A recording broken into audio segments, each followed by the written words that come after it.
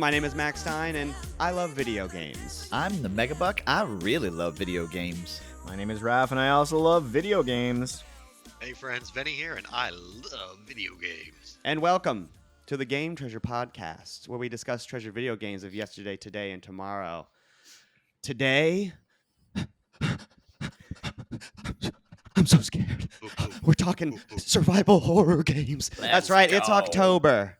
It's the first episode of October, and this October, we're just going to do 4 spooky episodes in a row because... I love it. I am so Thank fucking you. pumped, I'm man. We so might not excited. stop when It's October's so over. popular these days. Who knows? Yeah. We might just keep going. Let's become a horror game podcast.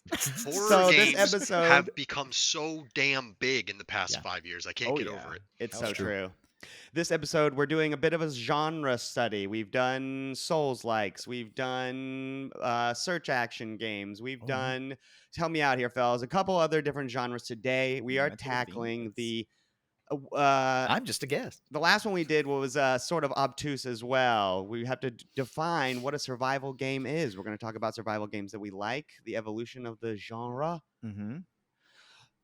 But before we do that, we have some video game news. Beep, beep, beep, Super beep, beep. secret news. podcast powers Podcast activate powers. Oh my god! Wait, Oh my god! This one! Let's form go! of Lunar Remaster Hell Collection. yeah. That's right. Yes. We've once again done it, gentlemen. Cue Yeah. the patriotic music and the people clapping. You're Da, welcome. da, da, da, da, da, da. Guys, Was this it- I- power we wield is too strong. I'm if you sorry. got- This one is freaking Magical. Christmas for me. This is like the 10 best we've Christmases. ever done. I am Dude. freaking out. And you guys got to remember, we record these podcast episodes 1 week before you see them. Right. So Yeah. we were way ahead of that. So Losing you don't have to take my mind word here. for it. Holy. We can just give you the metadata if you need it. Yeah. But we just did the Sega CD episode, mentioned Lunar there. When we did the PlayStation episode, Lunar gets mentioned there. And in both those instances, I'm pretty sure we were like, oh man, why can't you play Lunar anymore? That would be really nice because they're Yeah, but don't giving play us it since Dragon Quest, so PS1. it'd be pretty cool if they would get. Ugh. And now it's here. They're giving us, it's 1 and 2, correct? Yes. A It's remaster the of both of them. revisions. It's the revisions of both of them. So Lunar Silver Star Complete and Eternal Blue Complete. I think that was called Complete as well in one collection. And as a bonus, I know they've re-recorded some things. Yeah. They've re-recorded some things. I Yeah. heard the intro song to Silver Star Story Complete, and it is not the original girl. So Yeah, because it's like a remaster, not just like an up-resing thing. Like it looks real nice. Man, I'm And so one of the excited great- to play this game for the first I was time. just about to say, Yeah. I have not gotten to play Lunar. I remember watching Mm. Buck play Lunar as a Wow. kid. I really liked, like Mr. Venicor pointed out in the Sega CD episode, the way that they roam around the battlefield Mhm. instead of just like the Final Fantasy characters who are stagnant. I remember being a kid being like, whoa, they're moving on their They're toes. moving. You can't yeah, control it. It's So a little cool. inconvenient at times, but they're moving. and it's yeah. great. You both have your little baby dragon as a part of the party at all Aw. times. You got Null, and then you have Ruby. Yeah. And the exciting part, most exciting part, I think. Wait for it.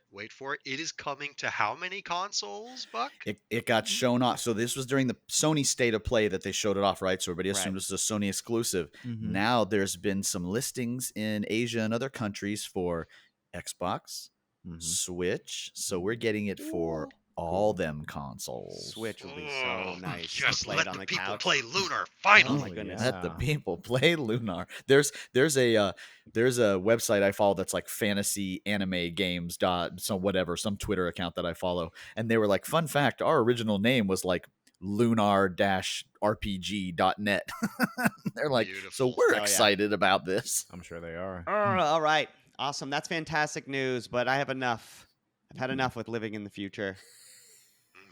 Here at the Retro Game, I always add, here at the Game Treasure Podcast, I mean, we are retro most of the time. it is tradition to go back in time. The Megabuck and RetroGameTreasure.com. Could you please hit me with today's Retro Zone?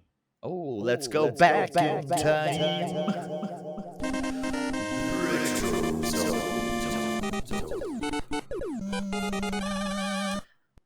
I realized we haven't done an NES game in a while.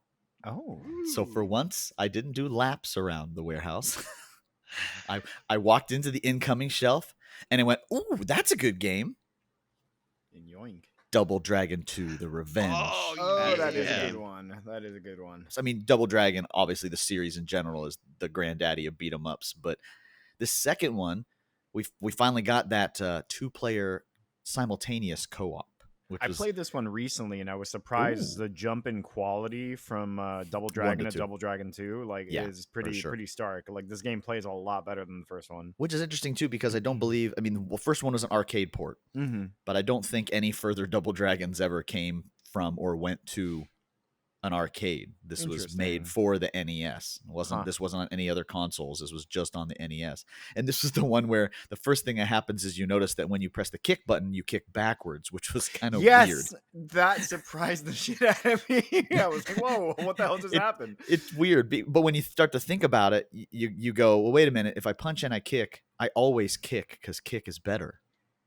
I always kick because Punching is a shorter range, and sometimes a lot of those games it does less damage too than a kick. So it's like, well, let's make the kick go the other way.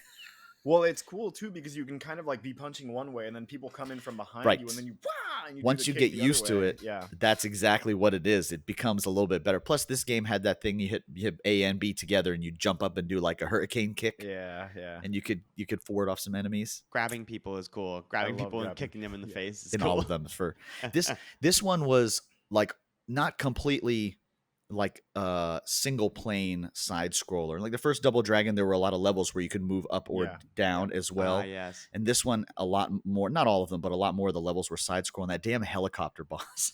Yeah, I'm actually just watching that right now, and I just watched some gameplay footage, and After you beat the boss. two women jumped out of the helicopter, and he immediately just jumped in the air and kicked them Yes. off a building. But Yeah, then it's very cool. you go into the helicopter. The next part Oh, of that man, stage amazing. is fighting inside the cab of the helicopter, and the door is open. Or when the door opens, it's constantly trying to suck you out of the cab of the helicopter. Man. Why? Which continues their I theme remember of like, that. yeah, shit that can kill you. Remember the first boss in Double Dragon was that Abobo on that conveyor Conveyor belt. belt. Oh Like- man, that's like one of my favorite boss fights too. Like it's just so stupid. Double It's Dragon's fun, yeah. shit that can kill you besides the enemies kind of Right, thing. yeah. But Yeah. I love Def- the items in these games, using weapons that you find on the ground and stuff, or on shit other tons people. of grenades Yeah, that don't yeah. kill you. Right? Yeah. This one I felt was a lot easier than the first one. I feel like the health bar is way more forgiving, and like in the first Double Dragon it's very misleading because you'll have like 25 pips on your health bar, but then like a guy knocks you down and you lose like 4. Wait, what? In Double Dragon 2 I think you have like 6 little health boxes or something like that, and you have to get the thresholds before you lose them. But Do you know what year it was? This was 1990, I believe. That's pretty good, honestly. I'm looking in at- I'm regards looking to at a team beat 'em up in quite some time before like Um, any of the good final fights. You know what I mean? oh yeah, way before that. Yeah. Small sprites, albeit, but if you get 2 players, you get some cool animations for a couple different types of moves. This game, Yeah, like actually Raph was saying, a came out significant upgrade from the original Double Dragon. It actually came out in Yes. 1988, the year I Yeah. was born. Oh, okay, there you go. It actually came out in the same month that I was born too. That's funny. You and Double Dragon can celebrate co-birthdays. I know, Aw. right? Yeah, yeah. Okay, well, I think that is good for today's Retro Zone. What kind of profile preferences would you have? Just beat 'em up? Yep, Yeah? Double Dragon 2 Arcade? is a beat 'em up. No, it definitely goes in the beat 'em up category. Arcade we normally reserve for stuff that's more in like small snippets of play, but don't Oh, I fall into see. board games, which are a Mhm. totally different category also. Mhm. So definitely beat 'em up, and NES there isn't much past that. Cool. Yeah. All right, well, hey, let's take a quick break, and when we come back, I'm very excited to talk about survival horror games. Hell yeah.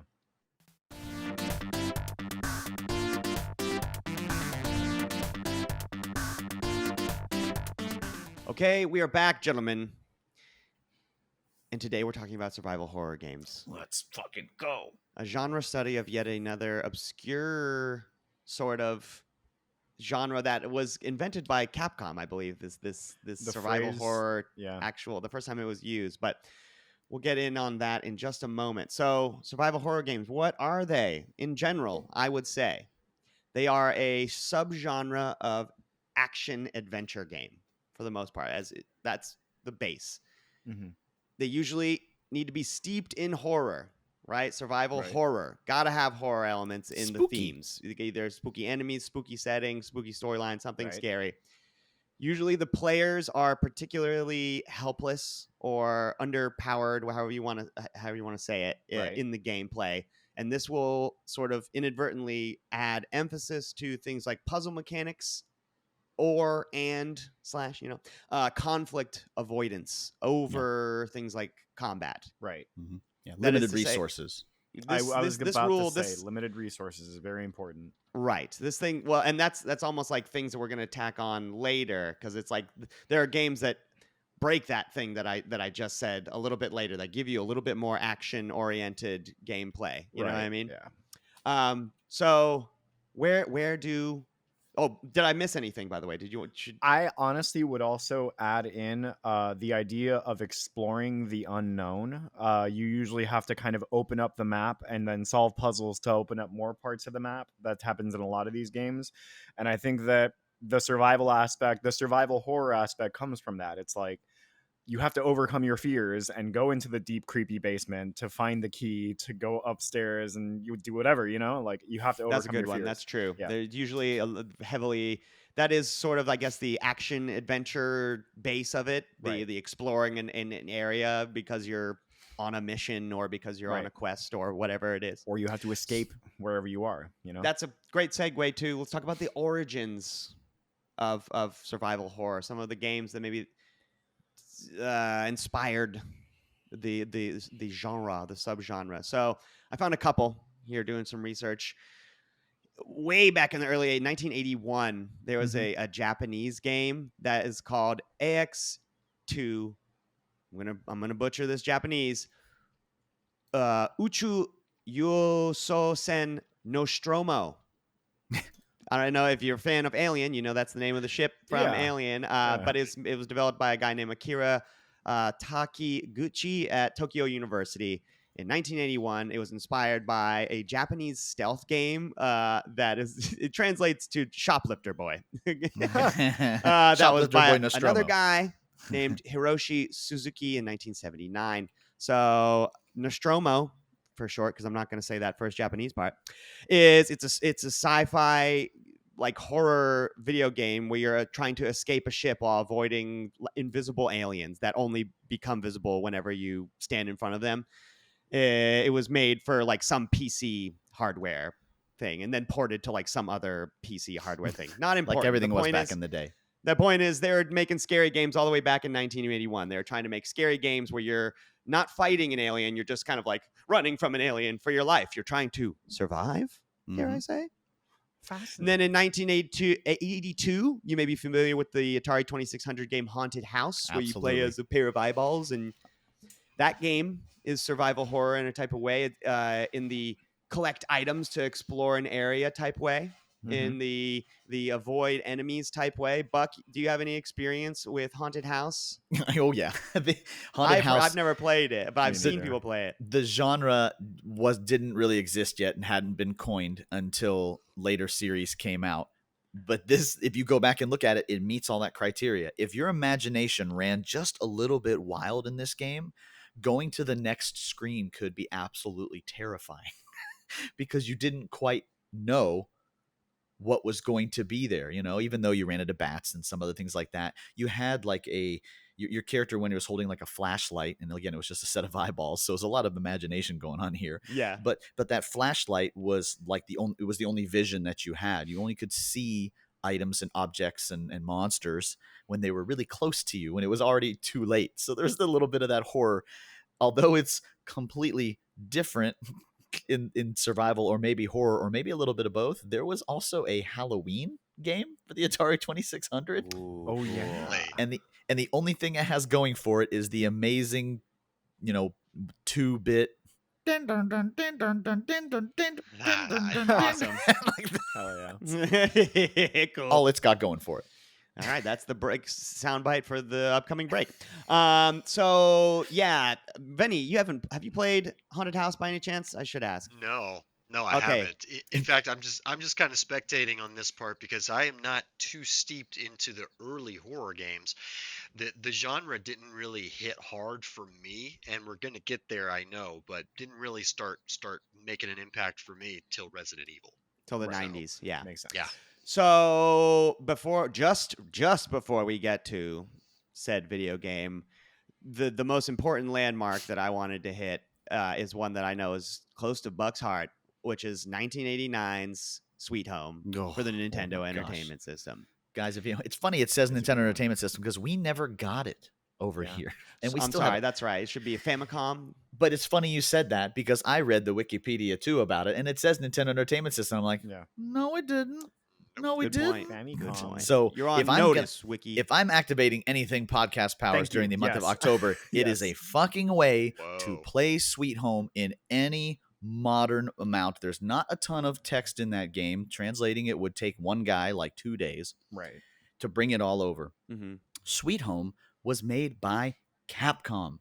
You know, like the Resident Evil Capcom, like the Mhm, Mac mhm. Daddies of this genre Capcom, but way before Resident Evil. Anywhere you look, though, it tells you that it gives you this influence. You play this game for 5 minutes and you're like, oh, I get why. It's a game that takes place in a haunted house, but it is a turn-based RPG Right. with split party characters. You're exploring this house trying to solve a mystery. When you go into fights with monsters, there's zombies and stuff crawling on the ground as monsters and creepy dolls and spirits, all kinds of things.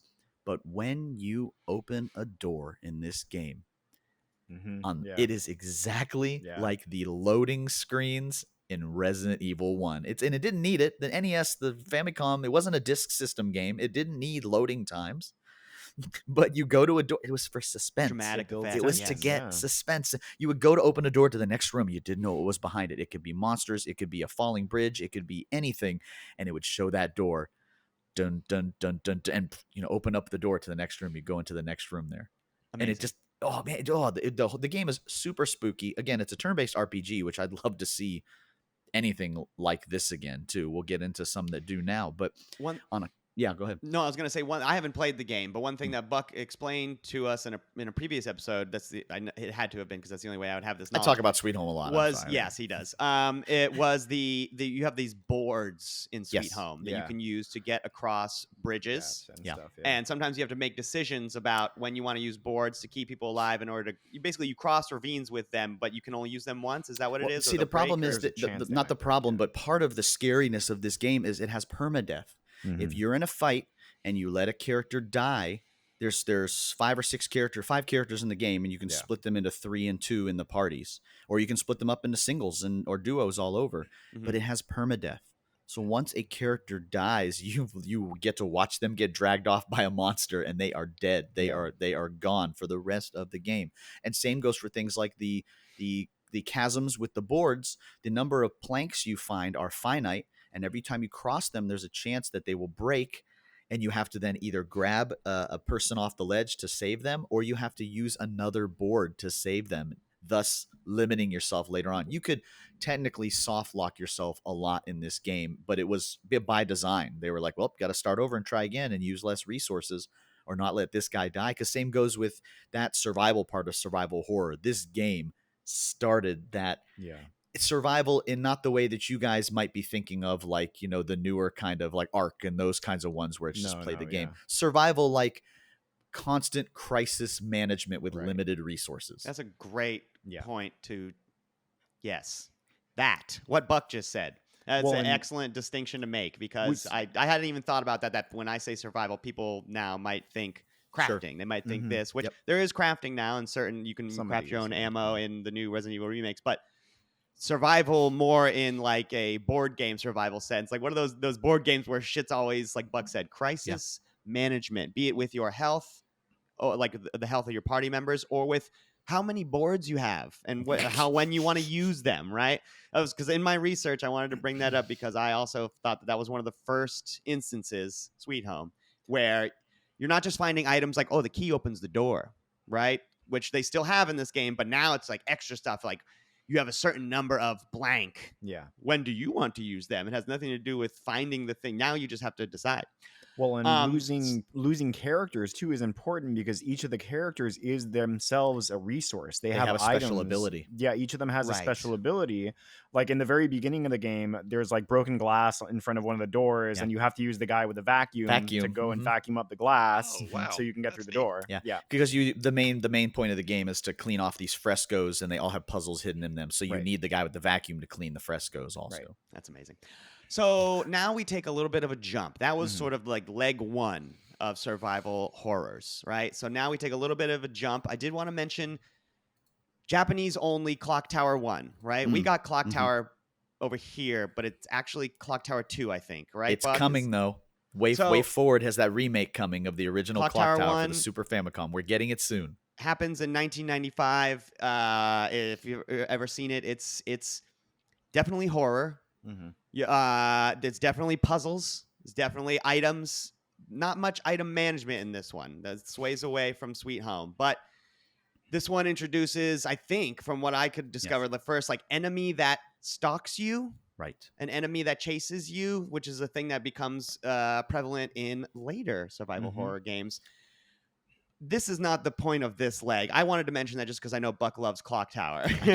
Because the real leg, the real standing pillar of this mid-tier generation is Capcom's 1996 masterpiece, Resident Evil. Yeah. This game You boys like Resident long boxes? Evil. is I was the about to do it. golden age of survival horror, I suppose. It really, really solidifies the genre. But I mean, okay, let me go first, and then I'll let any one of you tee off, or Venny, if you want to tee off on Resident Evil. I want to just real quick mention that based off of my observation, on top of checking all of the boxes needed to be a survival horror game, the reason that I think Resident Evil whoops so much ass is the extra little tiny bit of combat prowess that you get. Gives you a little tiny bit of independence. Mhm. And they also dovetail that combat with just another item inventory management system. Yeah. I don't know if Sweet Home has like the grid box of items that you have to squeeze things in. Like It has how a limited number. You have It's two just number. spaces for items, one space for a weapon because it Yeah. is a turn-based RPG. You can equip weapons on characters. So the adding of the ammo and having to store your guns, Resident Evil, I really think that combined with the combat prowess that you get, the ability to, by the end, you got a rocket launcher that you're shooting at the last boss, and it Rocket feels launcher. you don't feel powerless at that point. You feel like a No. fucking badass. But this better kill him in one hit. But yeah, Mr. Venacor, can you please tee off on why Resident Evil is so amazing? What's your experience with Resident Evil? Yeah, for me, Resident Evil, it was okay. So we had horror games before now. Obviously, that was leg number one. I think in this adventurous new realm of not only polygon-based games but also CDs, which allowed us to do a whole lot more and have a lot more space for games. Resident Evil was just this perfect mix because you had the zombie genre, you had guns. It was the first game to have horror cinematics. I mean, nobody's ever going to forget going around that first hall and That seeing first zombie. Yeah. Oh my god, that, yes, First it's that so zombie. very true. first zombie. It is iconic as the Yeah. Akira bike slide. Yes, Wow, the, that's bold but true. I feel like. Yeah. the voice acting too. First horror game with voice acting. It just first. And for me personally, it was the Absolute first game to icon. ever actually scare me in any real way. And I think a lot of people would agree. Not only that, I think the coverage that Resident Evil got in the greater like gaming media, which is very limited at the time, was actually huge. I mean, Resident Yeah. Evil was a big, coming soon. That was the first horror game I think that actually got any advanced hype in a big way. I mean, by now, Electronic Gaming Monthly, GamePro, soon to be after that PSN, PlayStation Magazine. I mean, now we had publications and magazines that were really talking about this game Resident Evil. So when it hit, it was an instant bestseller.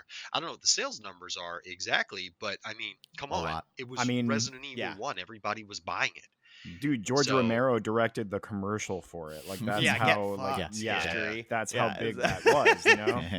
So for me, the combination of so many firsts, so many like, okay, that was the origin of this for me, and for it being I mean, nobody's ever going to forget the zombie turning or going through the hallway and the dogs crashing through the windows. Yep. Nobody is ever going to forget that.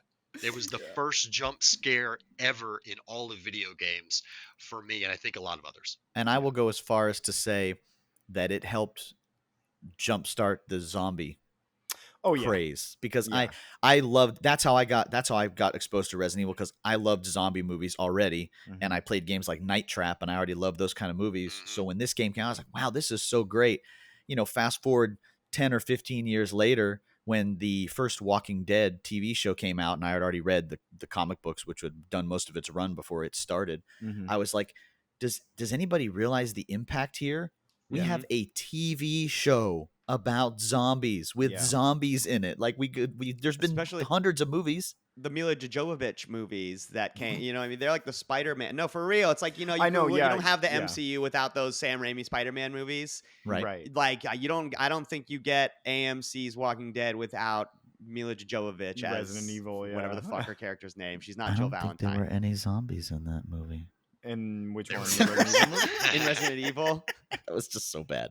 Is there really no zombies in there? There's zombies in that one. It Okay, was I'm more about to about say that- bioweapons. but it's Yeah. more, Yeah. exactly. It's Yeah. more about It's more Umbrella about than anything. bioweapons. And And that you know, stupid on- AI. Regardless, the on top movie of- is on top of called all this, Resident yeah. Evil. It's Yeah. based off of the Resident Evil IP, and it came way, way before Walking Dead and Sure. pretty much all that And shit. I the think, resurgence to of those. top it off too, as well, the popularity. Let's not discount the fact that the gameplay and the mechanics and the adventure Yes. RPG elements for the game and puzzle stuff was really Yeah, good. really good, You take that. Yeah, you take that classic, Metroidvania formula in a way of, hey, I got to get this key to open this door to progress this side to get this weapon to burn this to get to the next boss, and you get this nice world building experience And you were almost a inside Jill of a- sandwich. inside of Yes. inside of a very limited resource horror game. And I think the fact that the resources too were so limited, we've talked about this before, absolutely lends itself to the to the feelings of genuine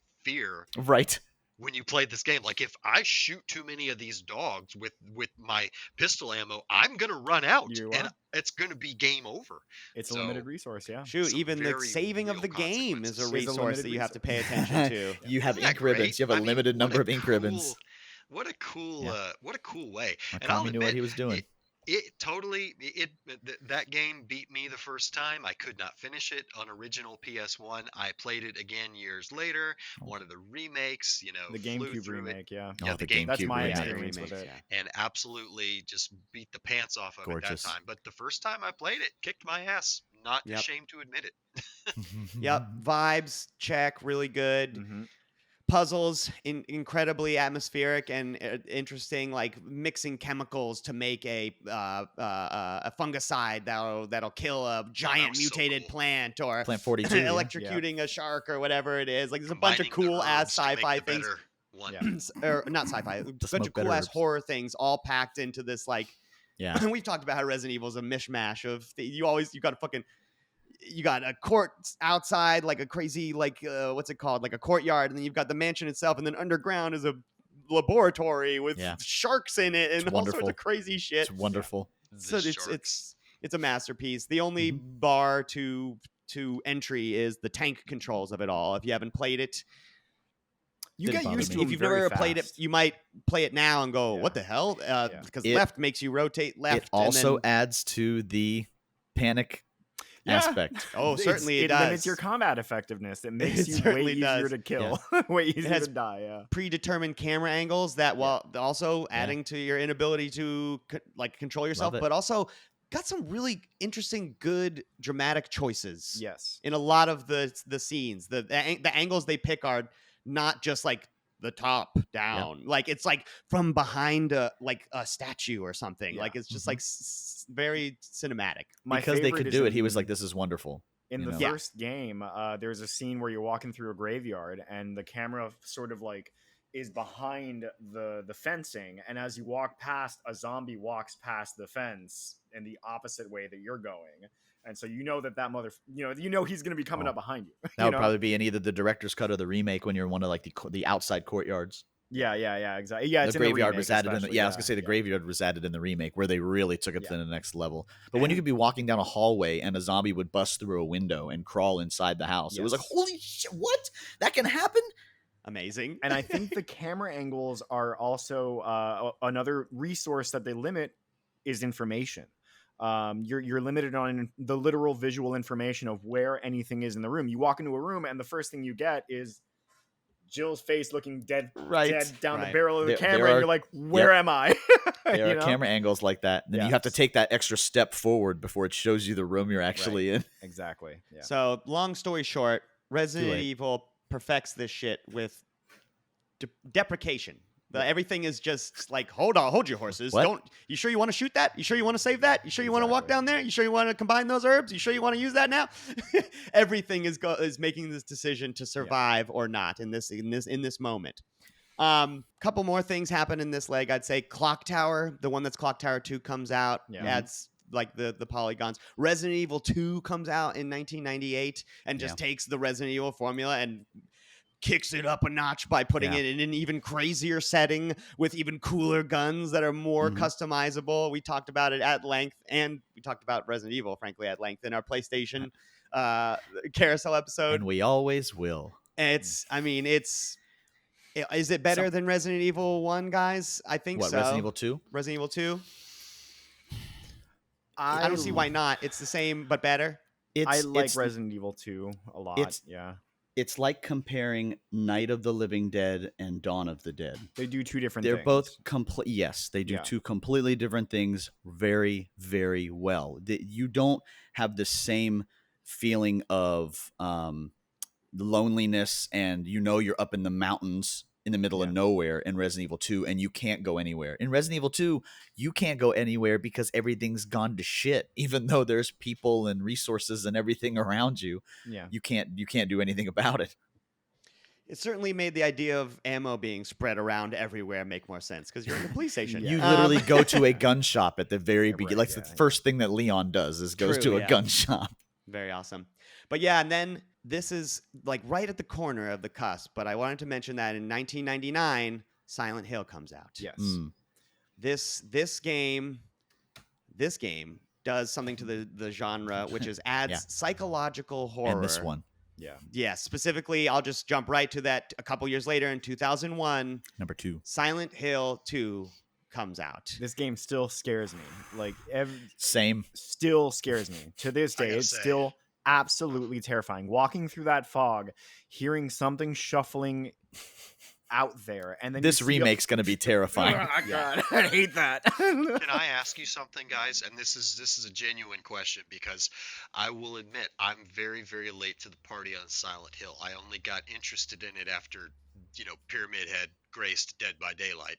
But with what you've seen before, to somebody who has never played a Silent Hill game, do you think Silent Hill 2 is going to be a great jumping off point, or should I really try to play some of the OGs? Honestly, I think Silent Hill... I've only played Silent Hill 2. I've never even played Silent Hill 1, and Silent Hill 2 is a perfectly fine starting point. It's wonderful. It's all the Silent Hills, for the most part, are self-enclosed. There might be some references you don't get, kind of like Yakuza games, where you can play any of them separately, no problem. But playing them all gives you more insight into them. I played 1, 2, and 4. 4 was so fucking weird. But these games are just so effing terrifying. I am both not looking forward to and very excited about this remake because I know it's going to be absolutely terrifying. I'm going to need to have friends come over and just sit with me while I play it. You want to know what I think about Silent Hill 2? Oh boy. It's so Here loud. comes that. He's the art art snob. snob. Does anybody smell farts? Hello, my name is Max Stan, and video games are art. I've never been more happy for music to drown someone out before. Did not see this one coming. Holy smokes. Well, Silent Hill 2. Boy, let me tell you about Silent Hill 2. Games up until this point, if they're scary, right? Resident Evil, you're in a spooky haunted house, and there's monsters around, right? There's monsters that'll grab you and bite you and kill you. In Silent Hill 2, you are the scary person. You will Yeah. bite you and grab you and kill Yeah. you. It much like how if it's artists might use the texture of their paint to suggest movement or to suggest even a mood, right? The way something feels on a Mhm. two-dimensional space. Silent Hill 2 uses a video game to put you into the mind of a person who is suffering from schizophrenia. And what that might be like. What schizophrenia does to you is it makes you see things that aren't real. So if you're a person suffering from mental illness and you have schizophrenia, and maybe you also have temper issues because you might be bipolar, or you might have what's it called? Borderline. If you have borderline personality disorder, Oh. life is. You can't even imagine it, I'd imagine. So unless you play Silent Hill 2, because it does a pretty damn good job of making you feel like you are going insane. Yes. You aren't sure what sounds are real. You have this radio that helps you determine where enemies are amongst this fog of war.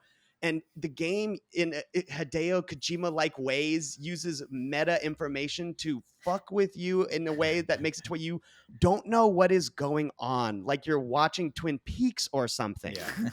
This game, I love Resident Evil 2. I love Resident Evil.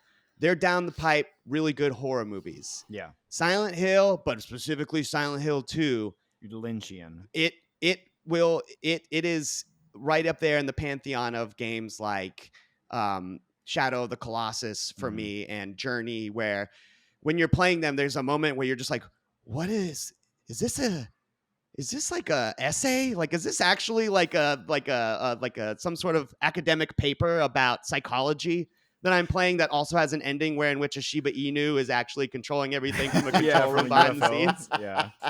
There's something about the line, like there's a line in this game where it's like there used to be a hole here and now it's gone, and I don't know what it is about that line that's so unsettling. It's I think in the hotel section of the game. It's been such a long time. There's a since I hole played here. it. Yeah. Yeah, there All was of a the hole here, enemies- but now hole it's here and gone. it's And gone it's like, now. what? All of the enemies are inspired by the psychological trauma that's happening to the main character. Pyramid It does Head, yeah. puzzles just like Resident Evil. It's got tank controls just like Resident Evil. It's got combat like Resident Evil, but not nearly. You are not nearly as strong as Jill Valentine or Chris. You are Chris not a Redfield. You're SWAT kind team. of an You're not a idiot. star team member. Your You first are weapon just is a plank dude. of wood with a nail on it. Like So that's- this game Yeah. definitely leans more into the psychological horror aspects of video games and art. Yeah. So that kind of dovetails into our third leg here, where we've got an evolution. Things are growing and they're changing and they're taking place in different themes. This whole thing, I think, starts off in 2005 when Resident Evil 4 comes out. Yep. The introduction of the action survival horror. One of the best video games of all time. It's pretty good. I agree. Yeah. No, because there's a 100%. remake, and the remake's better. I think the remake is better, actually. The remake Raph is Buck, would one excellent. of you like to tee off on Resident Evil 4? Oh, for go any it. time? I mean, well, like personally, like Resident Evil 4 was actually the first Resident Evil game that I ever played. Oh, the I original? played the PlayStation port, not the GameCube version, but I played the PlayStation 2 port. Mhm. And I fell in love with that game. Like I loved how spooky it was. I loved the gothic setting, like the gothic, almost like gothic village into a gothic castle at some point. I love that whole setting. And to Buck's point, the remake, I just played it recently, and it is, out of all the remakes, my favorite one so far. They really It's- did it justice. They they did. really did the source material justice. It I would- gamifies the perfect elements, and it keeps everything else scary, but then it still feels like a video game, and Mhm. it's so much fun. Yep, they blend action and horror perfectly. You Yes. feel both strong and overwhelmed. Yes, They somehow managed to walk that tightrope, and a lot of like the house invasion sequence. one of my favorite. One of and just yeah. fantastic. You are just right on the cusp of being like, I can't do it anymore. Like there's one in the beginning, and there's one in the middle. It's one of the best action games in my opinion of all time, and it was the first Resident Evil I beat. It wasn't the first one I played, but it was the first one I beat. And then from there, I mean, the floodgates open for genres to begin mixing now. Mhm. So after our perspective changes from tank controls to over the shoulder and the extraction, we get games like Fear, which Yeah. is a first-person shooter that but terrifying. that you Very could argue scary, is a survival shooter game That damn where ladder. you are. That damn ladder scare. Yeah, The no, jump that one scare gets with me the every fucking single time. ladder. The little girl on the ladder, you come up the ladder and she's just there. Oh man. One that I really love is Dead Space, where they took the Resident Evil 4 premise and put it in space. Sci-fi. Yeah. They had a bunch of sci-fi weapons that do crazy things like bounce a buzzsaw all around the room or lay little mine explosives for people to run into. And that game turned a lot of like the combat concepts on its head, because in most of these games you kill the thing by shooting them in the head, but in this game if you shoot in the head it's just going to piss it off. That's right. You have to take their limbs off. Yes, yeah. That's You right. gotta I totally dismember forgot them. about that. It's an excellent point. Very Evil similar. Within.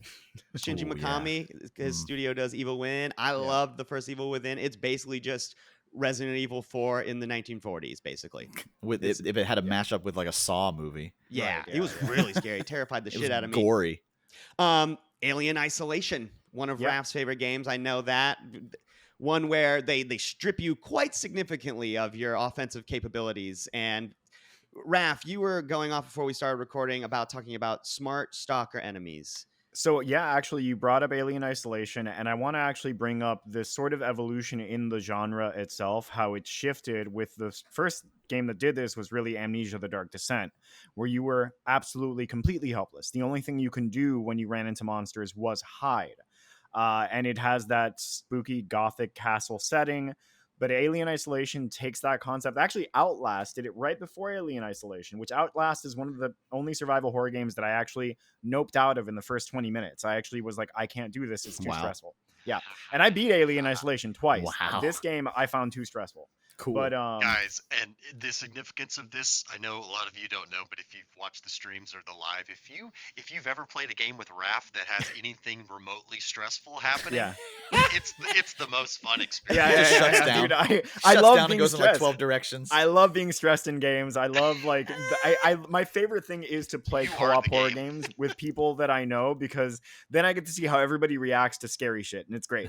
But yeah, dude, no, like Outlast took the concept of the stalker enemies, the helplessness, and refined it, but Alien Isolation perfected it. That alien is truly scary. If you've ever read how this works, the alien has its own AI, but then there's a secondary AI that knows where the player is constantly and feeds the alien AI information, but it always keeps your location hidden. And the alien is stalking you from the moment that it's available. It's there and it can get you anywhere. It's a technology jump that they made because we talked Right. about earlier Clock Tower, and we didn't talk about Right. but Resident Evil 3 Nemesis, Right, yeah. which are both survival horror games where there's something stalking you, yes. but it's not AI driven. It's predetermined sequence driven. And in Clock Tower, only when you do certain things will Scissorman come after you after certain things. The Super Famicom and the PS1 one. And in actually, Resident Evil 3 Nemesis, there's only certain rooms that Nemesis usually shows up on. And even Right. Mr. X, when you go back to like Resident Evil 2 and such on Claire's scenario, right. it's not AI driven terrifying like it is in like Alien Isolation and this next jump. Alien Isolation, it feels like you're actually dealing with an actual living creature. But like getting to like this comes full circle, because then just recently, I think like last year or the year before last, Amnesia: The Bunker comes out. And this game takes the concept of the stalker enemy, the very intelligent, very terrifying monster in a tight space that you have to deal with and avoid and accomplish tasks with. Not if I don't play it. Right, yeah. Well, it combines this with the resource management and the very, very tight level design of Resident Evil. The bunker that you're in is pretty self-contained. There's a map that you use. There's a safe room with safe room music and everything. Until later on, at some point, you find out that safe room is in fact not safe, and you are not safe anywhere. Yes, if you haven't. Well, go ahead. From the entire, no, I was just gonna say the entire Resident Evil series. Yeah, I was waiting for them to pull that trick, and I don't think they ever did. I don't think they do. It had this. It was perfect because after the first couple, now you're 8 games in and you're still waiting for it to happen, and it hasn't happened. Yeah. It's like Jaws, where you're like, It it's really scary that it's is, not. yeah. It's here. the most You're like, unsafe safe area ever. I love that. Not only do we get, all these new wave AAA things, although Alien Isolation is not really AAA, but also, just like all the other genres, a wave of indie games come. Oh, yeah. There are a bunch of indie survival horror games of all different genres as well. Some that I wrote down just as an example. Raph, I know you play Sons of the Forest. Sons of They the basically Forest is take fantastic. survival Yep. horror games and then combine it with actual survival Yeah. games. So it's a survival horror. Nope. Yeah. That you can play multiplayer with your friends online. Very Yep. scary. You got to Yes. manage your health. You got to get items to unlock certain areas. You got to fight enemies that are way stronger than you with whatever. But the whole thing's in first person. Yeah. Phasmophobia, one where you're helpless Nope. against an enemy that's crazy stronger than you, and you're finding items to help you get through gatekeeping things. You have to find You have to evidence of discover what the ghost is. Yeah. Yeah, And right. escape. Or even like Or not. Devour. I've talked about Devour numerous times. You have to perform a ritual by finding the MacGuffins, burning them, and then banishing the demon. Yeah. I really like that game Signalis that I played. I think it was last year. It's Resident Evil, but sci-fi and from a top-down perspective, like an isometrical top-down perspective. Sometimes these are My just stress favorite- puzzles. Yeah, right. Like you're stressed out trying to solve puzzles. But my favorite description of Signalis is Silent Hill with sci-fi robot lesbians, because that's basically what it is. Okay. Yes, you're an amnesiac Yeah. android lady boy. who is in Yeah. like a space station that's waylaid or whatever. Yeah. Did you guys have anything else you wanted to say for survival horror games, for any indie games you wanted to Oh, mention, or anything dude, otherwise? Indie games. I've talked about Puppet Combo, the developer. I've talked about him numerous times, but he's one of my favorite indie developers that makes specifically grindhouse, like B horror movie style horror games. And in particular, he's got like 3 of them that are like my favorites, and that's Murder House, where you play as a girl on an intern on a news crew, and you guys are doing a report on the haunted house of a like former serial killer that dresses like an Easter bunny. Perfect. And you find out that he may or may not be dead. He also has another one called Stay Out of the House, where it's kind of like Alien Isolation, but with like essentially Leatherface chasing you around and you're trying to escape. And then one last one, Ooh. Nun Massacre, which is one of the scariest games I've ever played in my life, dude. You're running from a murderous Giallo-style nun in like an old convent, and this game has the scariest sound I've ever heard in my life. When the nun finds you, it's like a combination of a woman screaming and a bunch of bells and like a fire alarm going off all at the same time. It's all the things that the genes of your body are meant to like have you be afraid like, of. worried Yeah. about. Like, oh, there's a baby crying and a woman screaming and something breaking. I love how all these games are just Revulsion, named yeah. after. They're just named after really like crappy '80s movies. Yeah, Like, they're that's all what they all yeah. sound like. They have this developer has one game called Babysitter Bloodbath that was originally going gosh. to be a Halloween game, but they couldn't do it because of the rights to Halloween, Yeah, so sure. they just There you go. called it something else, and it's still the same game. Babysitter basically. Bloodbath. Yeah. There's the most interesting thing along this point is they went from okay, we can make scary games, we can make horror games. Horror gets popular, Yeah. so we can start to experiment in this genre. Right. And so some of the experimentations went a little wrong. Oh, you got some They didn't do notes for so us? good. I'll say that one of some them is notes? one of them is a guilty pleasure of mine, Yeah. and that is Resident Evil Dead Aim for the PS2. Oh, is Okay. this the railgun? This is shooter, no, or- that's the Umbrella Chronicles for the Okay. Wii. This uses the GunCon 2, same as Time Crisis would. But Ooh. then you'd say, but Buck, Time Crisis is a rail shooter. You're right. You are playing. This is actually a sequel to Gun Survivor for the PS1, where you play in this one you play a full-on Resident Evil game. But when it comes time to shoot a zombie, you click a button on the GunCon and it goes into first-person mode, and you have to actually shoot them on the screen. Okay. This one took one predecessor of to 4 in a way. Yes, it was. Yes, and there was actually a third one of these they made that was based on Code Veronica also, but it might have been Japan only. I forget. But this was just cool because the GunCon was a neat thing at the time, right? They had brought that home so you could play Time Crisis and other games and have that. But the GunCon was a light gun that had a thumbstick on it, so you actually played this whole game with a gun in your hand. Hell yeah. Wow. Kind of cool. You played this actually. game holding the gun. You'd have a button or two on the side for start, select, whatever else, and you moved around with that thumbstick. And you had to, zombie, click the trigger, it pops in a first person view, and then you actually have ammo, everything else, you shoot them. Fighting hunters was terrifying in this. Nice. But Nice that pull. one was a lot of that's a lot of fun one too to pick up as well. There were a couple misfires, including by Capcom back during this too. While this is a pricey game, it's not a great game, and that is Haunted Ground, made by Capcom also. I love the I've never cover. heard of Never this. laid eyes on that one. No. It's Yeah, me it's neither. this game is like $300, I think now. It's stupid. Wow. But it is on the other opposite, is the opposite end of the spectrum, where you are mostly helpless. The only thing you have is you encounter a white like wolf dog early in the game, and you can instruct it to attack enemies so that you can run away, because you don't have This any looks way to fight awesome. as the gal that's in this. So it's same kind of thing. It's nice exploration, everything else, but it's one of those things where, like Rule of Rose, which is another game that fell a little short, that the combat was so rough that it made the game nothing but survival and not much horror. And one more is Bandai's attempt at Resident Evil, Countdown Vampires. What? Never heard of What it. in the This world? is a PS1 game, came out shortly, I believe, after Resident Evil 1, and basically tried to do the exact same thing, but vampires are different than zombies, right? Like if we hey Steve, if we They can't sue us, right? Can they sue us? No. Vampires are definitely different than zombies. You can do the vampires. Okay, we're gonna have vampires in our game.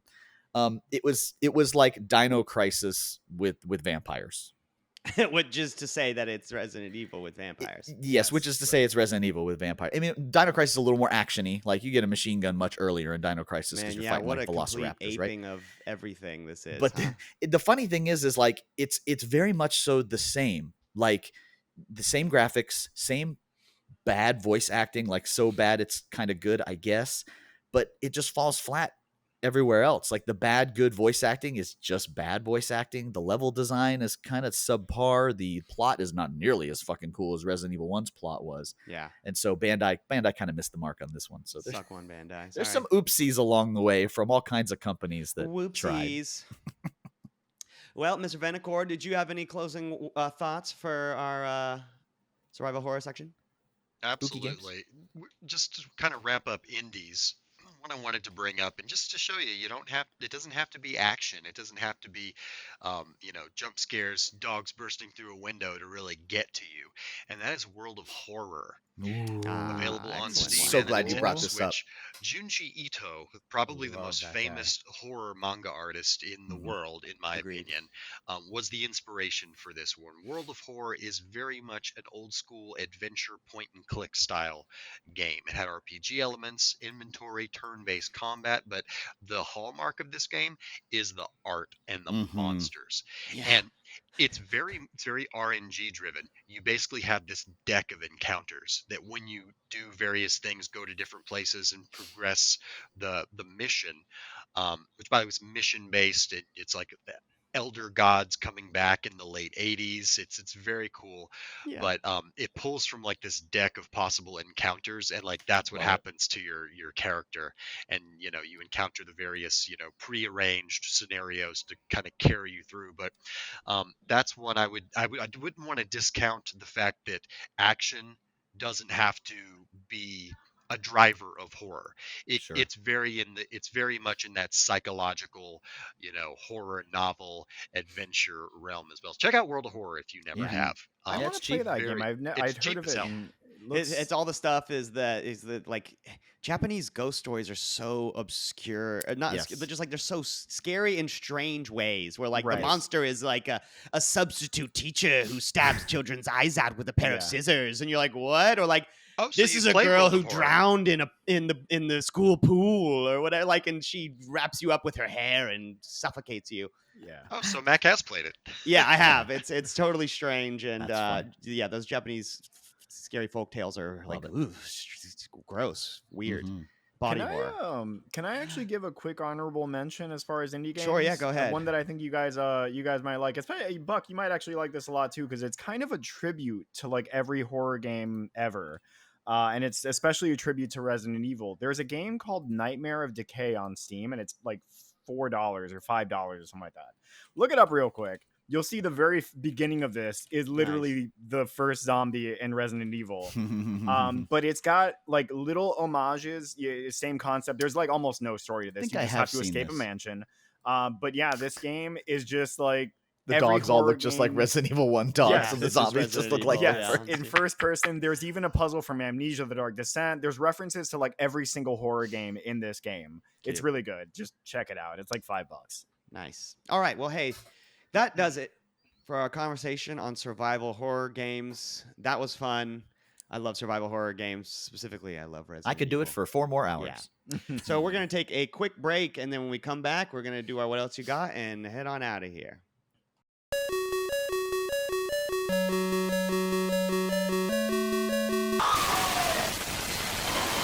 All right, we are at the end of our show, and it's time for our What Else You Got, the segment of our show where we bring anything we want to the table, be it video game or otherwise.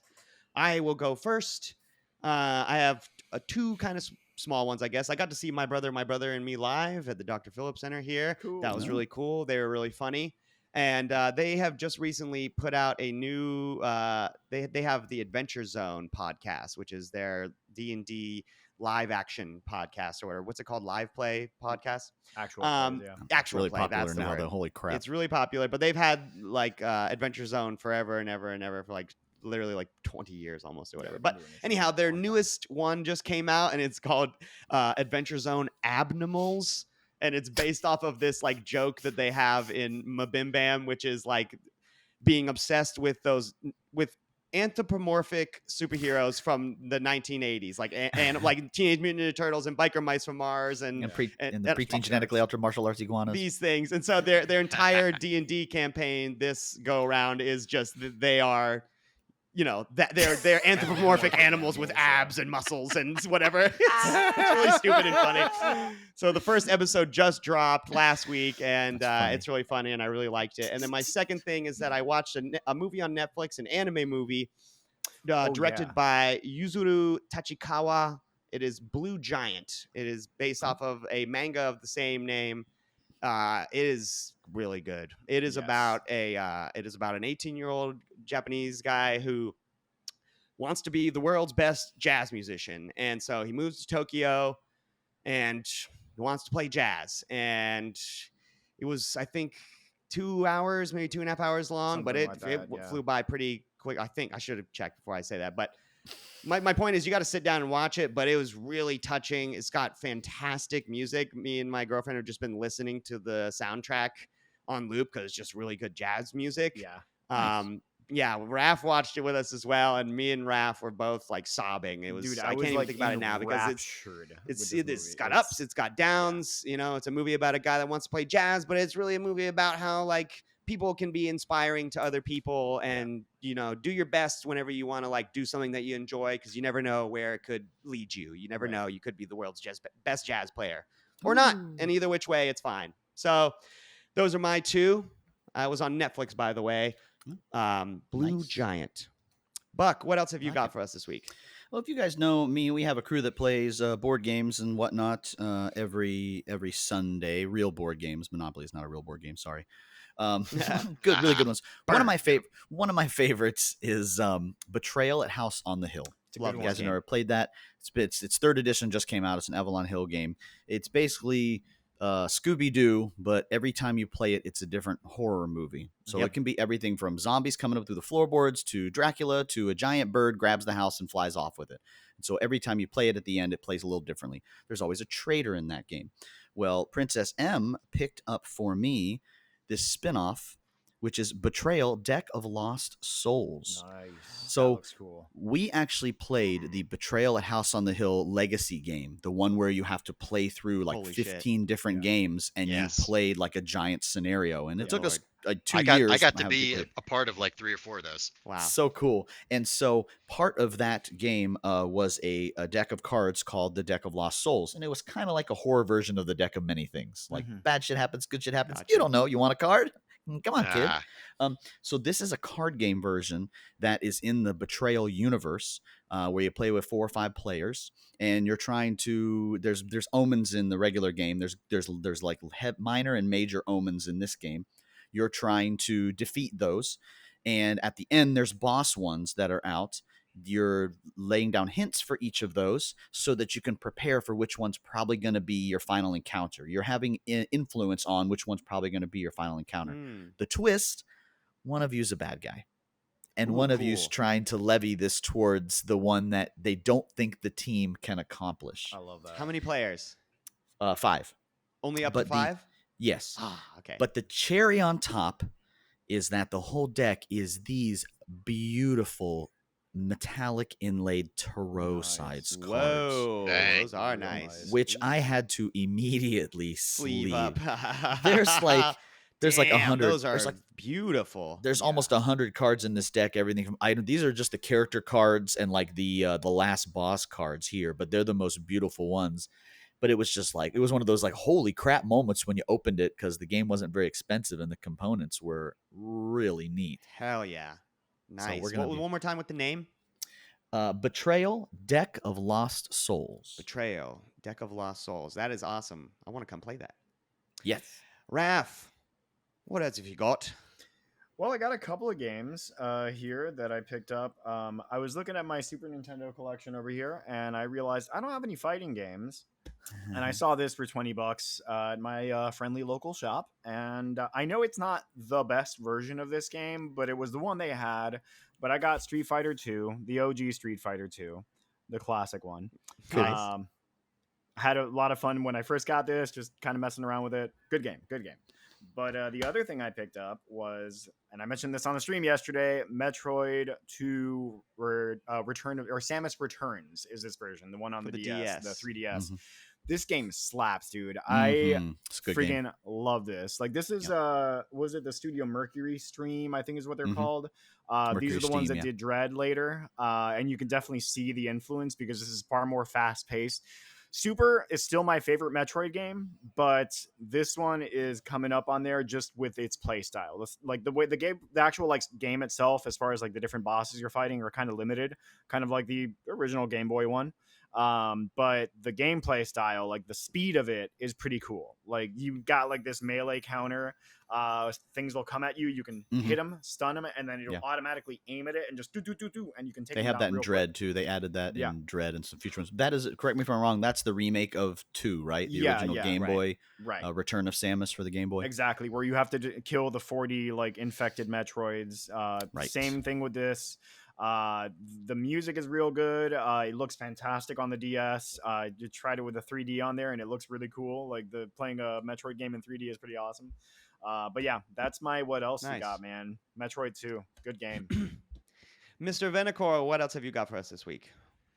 I have nothing to share this week. I've been dealing with personal and family stuff pretty And a much hurricane. all throughout, plus a hurricane, too, hurricane, yeah. FYI. So I have nothing to share but a quote. Remember, kids, video games don't make you violent. Lag does.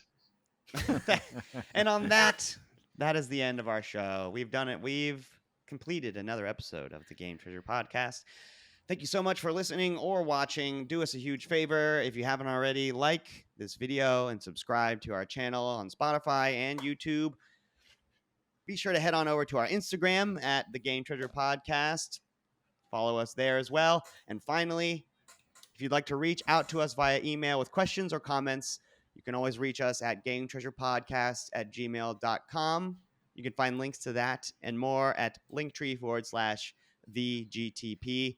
And be on the lookout for our live streams. We have a Twitch account, same name, Game Treasure Podcast. And on YouTube, we've been streaming. I'm going to try to get us on Instagram streaming as well. Okay. We've got our weekly watch-alongs on Thursdays that we've been doing, where Buck hosts a series of YouTube videos, be it a old video game intro, an old video game ending, maybe the first level of an iconic video game. And then Raph and I drink alcohol while laughing at them. And you can catch me streaming on Saturdays in the afternoon. I've been playing, I played Star Trucker last week, the space trucking simulator game. Pretty fun stuff. I won't spoil that. Go check that out. That's archived on our YouTube if you want to Check out the Mhm. first stream. And I think some of these guys, I know Buck played some Dead by Daylight last night. Yeah, we had some Uh, after hours. Yeah. On I a want to super start wide streaming Resident Evil frame. 7 soon. That was really 'cause I- cool. No wonder you can see extra stuff. You got extra wide. I And of can't course, I can't wait to play Dead by Daylight with Raph.